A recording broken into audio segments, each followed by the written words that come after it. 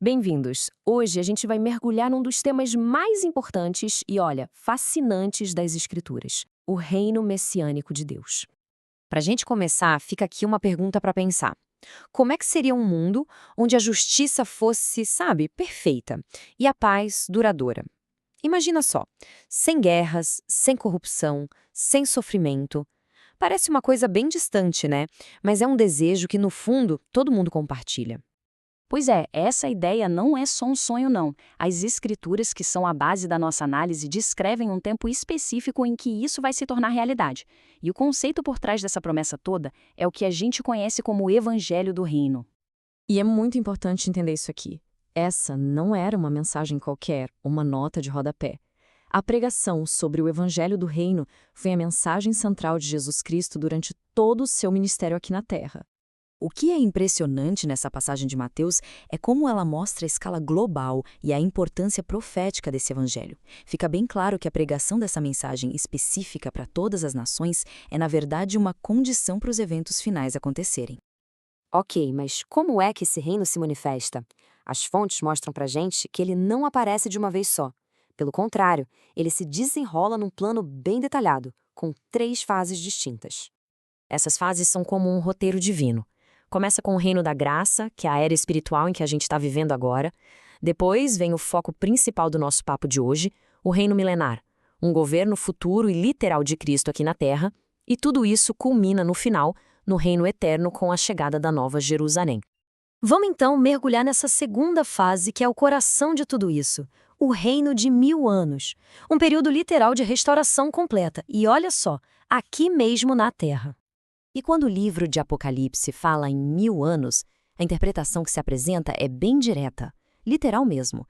Não é um número simbólico, não. É um período de tempo real, definido, de governo. 1000 anos de pura restauração. Mas onde exatamente esse reino vai ser? O livro de Apocalipse responde na lata: e reinaremos sobre a terra. Isso só reforça a ideia de que a gente está falando de um governo terrestre, físico, e não só de algo espiritual ou lá no céu. E como é que vai ser esse governo? O Salmo 2 usa uma imagem forte, uma vara de ferro. Isso não quer dizer tirania, mas sim uma autoridade absoluta e uma justiça perfeita, sabe? Capaz de quebrar toda a rebelião e desordem para finalmente restaurar a paz.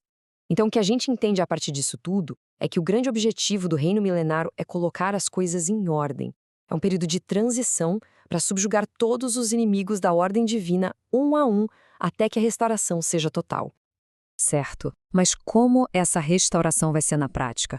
Quais são as características desse tempo de paz e justiça aqui na Terra? A transformação prometida é radical. De um lado, a gente tem o mundo como ele é hoje. Do outro, o que as profecias descrevem para o reino milenar.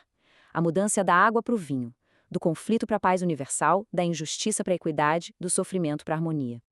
Uma das promessas mais bonitas, sem dúvida, é o fim da guerra.